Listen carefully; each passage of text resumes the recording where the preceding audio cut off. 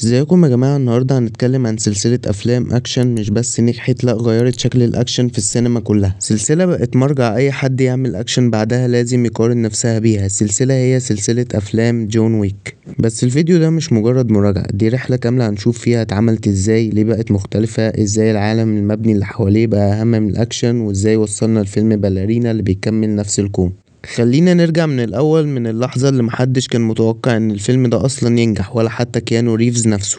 جون ويك كان مشروع صغير معمول بميزانية قليلة مقارنة بأي فيلم أكشن كبير. حتى الاسم الأول اللي كان على السيناريو ما كانش جون ويك، كان اسمه سكور. لكن كيانو كان بينسى الاسم طول الوقت، وكل ما حد يسأله عن الفيلم يقول فيلم جون ويك. وفي الآخر المنتجين نفسهم قرروا يغيروا الاسم بسبب كيانو ريفز، وكان القدر بيجهز للأسطورة من بدري. لكن ليه أصلا كيانو دخل الفيلم ده؟ السبب بسيط، كان في فترة حياته اللي ملهاش أي بريق الراجل بعد ذا ماتريكس اختفى شوية، ومعظم أفلامه ما كانتش بتكسر الدنيا لحد ما جاله السيناريو بتاع جون ويك. لأن السيناريو كله شغف، وقدراته الحقيقية على التمثيل من غير مبالغة. بطل ساكت هادي وملامحه كلها فيها حزن، الدور كان مناسب له بشكل غريب. نيجي بقى لصناع الفيلم، ودي أهم نقطة. اللي عملوا إخراج جون ويك في الجزء الأول هما تشاد ستاهلسكي وديفيد ليتش، والاتنين دول كانوا ممثلين بدالة، يعني شغلهم الأصلي كان دوبليرز ومصممين حركات. وده اللي خلى الأكشن مختلف، بدل ما يبقى الأكشن مجرد ضرب نار وخلاص، لأ بقى أكشن عبارة عن رقصة، حركة محسوبة، وقت المحسوب، طلقة ليها معنى، وضربة ليها وزن.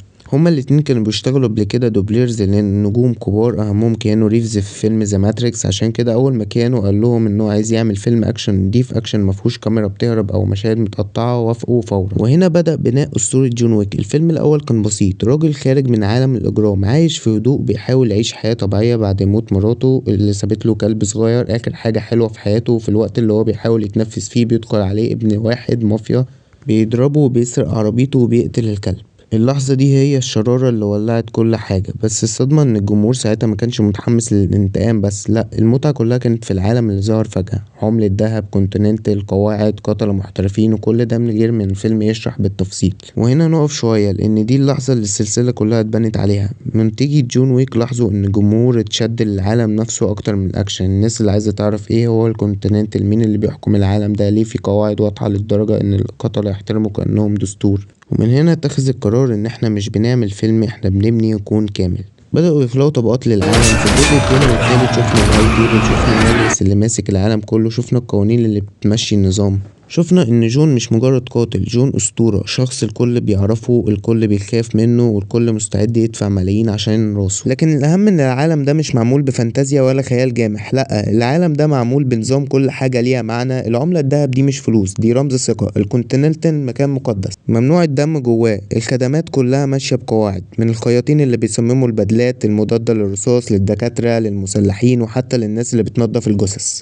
السلسلة كملت بناء العالم ده جزء بعد جزء. في الجزء التاني دخلنا اكتر في عالم الماركر، العلامة اللي الكل لازم يحترمها. في الجزء التالت شفنا الهاي تيبل وهو بيحاول يمسح جون من الوجود. وفي الجزء الرابع شفنا العالم بقى ضخم جدا، مدن مختلفة، ثقافات متنوعة من القتلة، قوانين اعمق، وعمق نفسي عند جون نفسه. وفي نص ده كله اقدر اقولك ان الاكشن كان جزء من الهوية. تشاد ستاهلسكي استخدم خبراته الطويلة في التصوير والحركات عشان يعمل حاجة مفيش حد عملها قبله، كاميرات ثابتة، مشاهد طويلة، وكل ضربة باينة. وكيانو نفسه بيتدرب أشهر كاملة عشان ينفذ الحركات بنفسه من غير دوبلير. النتيجة أفلام الأكشن بعدها اتكسرت. أي فيلم أكشن نزل بعد جون ويك الجمهور بقى يقارنه على طول. هو ليه الأكشن مش بنفس النظافة؟ ليه التصوير مش بنفس الجودة؟ جون ويك خلق معيار جديد، معيار محدش قدر ينافسه غير قليل جدا. ومن الوقت العالم بقى أكبر من جون نفسه، وده اللي وصلنا لمرحلة إن السلسلة تعمل فيلم جانبي زي فيلم باليرينا.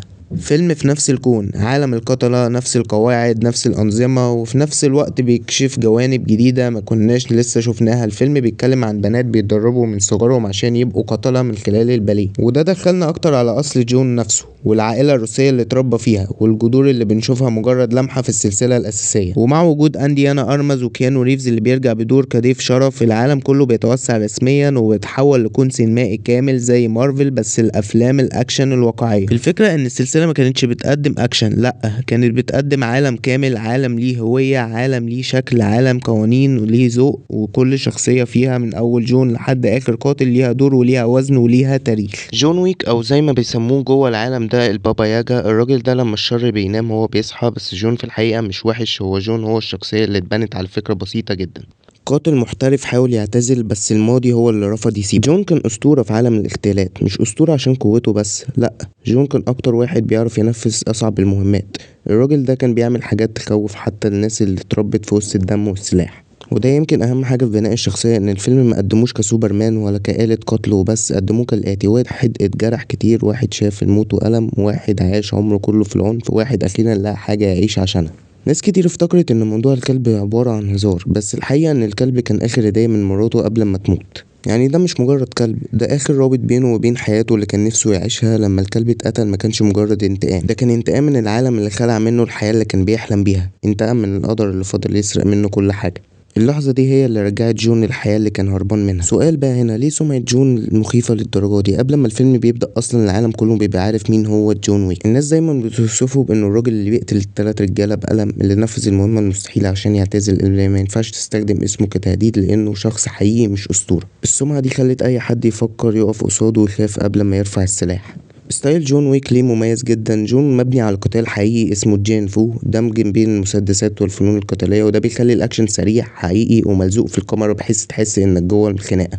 هي ليه الناس حبت الشخصية للدرجة دي؟ علشان جون ويك اتبنى على 3 عناصر. أولا البساطة، القصة مش معقدة، الراجل اتاخد منه كل حاجة فرجع ينتقم. ثانيا الإنسانية، رغم العنف هو إنسان مكسور من جواه. ثالثا أسلوبه منظم هادي وراسي وفي نفس الوقت عنيف بشكل يخوف. جون مش شخصية فوضوية، جون شخصية منضبطة وكل خطوة ليها معنى. الشخصية بقى زادت قوتها لأن عالم الفيلم حواليه قوي. جون مش مجرد قاتل، ده جزء من منظومة كاملة، فنادق متخصصة للقتلة، قواعد صارمة، فلوس معدنية، محاكمين، بيحكم العالم الإجرامي كله الهاي تيبل. قوانين لو كسرتها العالم كله بيحطك هدف رقم 1. جون هو النوع اللي بيمشي بالقوانين لحد ما القوانين ظلمته فابتدى يكسرها، وده اللي بيخليه أخطر وأكتر واحد مرعب في الكون ده. تعال بقى ندخل في سؤال تاني: وليه أصلا سلسلة أفلام جون ويك غيرت معنى الأكشن في السينما؟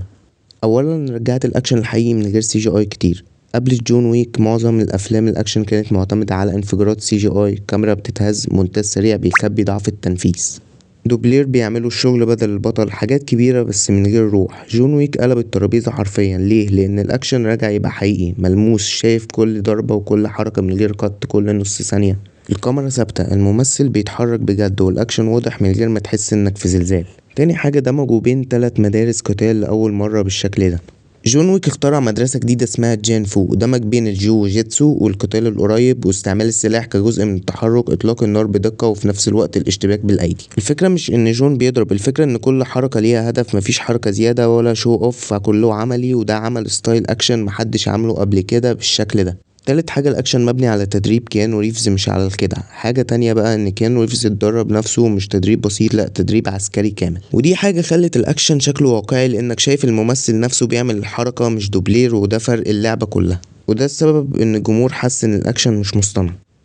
رابعا المخرجين جون ويك اساسهم ما كانوش مخرجين، يعني كانوا ستانت مان. في افلام تانية الاكشن بيتعمل عشان يبقى فيه اكشن، لكن في جون ويك كان قتال له سبب. جون بيهرب، جون بيتعاقب، جون بيكسر القانون، جون بيدور على الاجابة، جون بيرد على اللي حصل له. مفيش مشهد معمول عشان يبقى كل حاجة داخلة في تطور الشخصية، وده اللي خلى السلسلة تبقى كلها روح مش مجرد ضرب وخلاص.